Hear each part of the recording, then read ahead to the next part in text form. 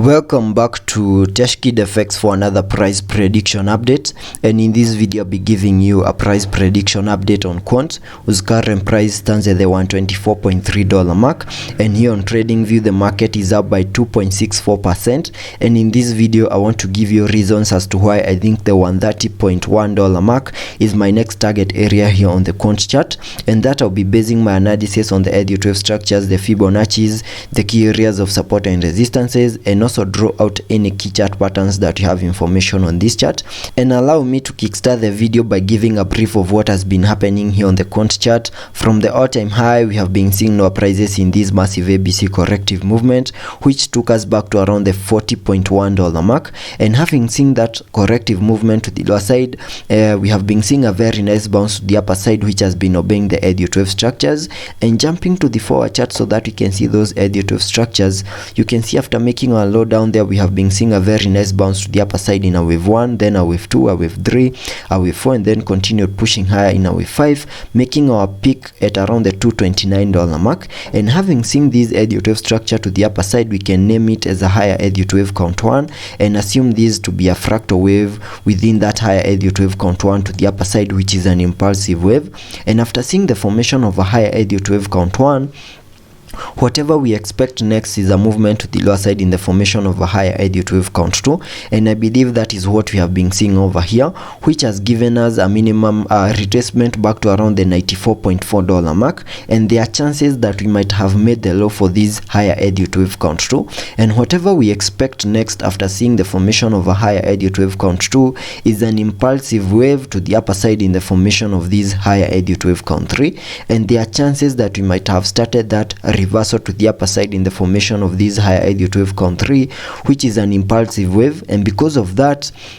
we expect to see fractal waves in formation within that wave 3 to the upper side. And getting to the 1 hour chart, because that is where things are getting interesting, here on the 1 hour chart you can see after making our low at around the $94.4 mark in the formation of this higher Elliot wave count 2, we have been seeing a little bit of a bounce to the upper side in a movement that I think has been obeying the Elliot wave structures, and that might be what is forming that higher Elliot wave count 3, which is right here. And in that movement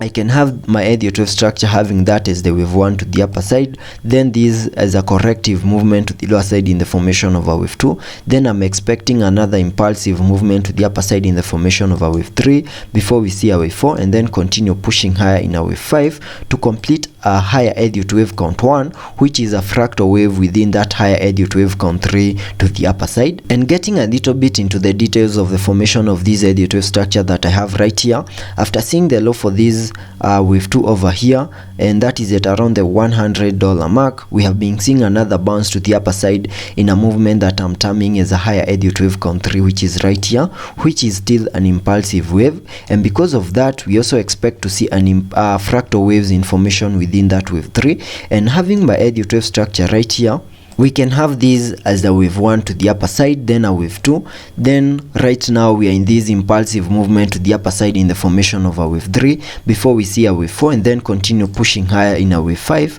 And I can change the color of that Elliot wave structure because it's a different wave count to complete the formation of this wave 3, which is right here, and giving you a minimum target area to the upper side in the formation of this wave 3, which is right here in yellow, which I believe is what is playing out at the moment. I can use the trend based Fibonacci, connecting it from the low of the first wave down there to the high of the wave 1,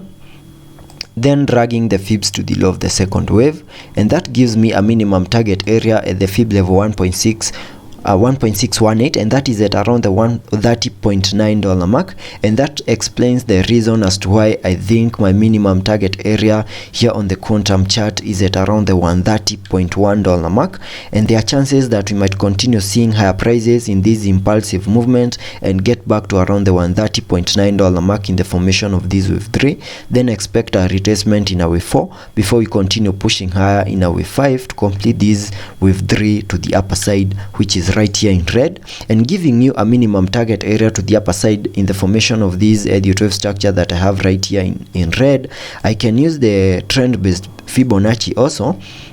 connecting it from the low of the first wave down there, that is at around the $94.4 mark, to the high of the wave 1, then dragging the fibs to the low of the second wave, and that gives me a minimum target area to the upper side and the fib level 1.618, and that is at around the $152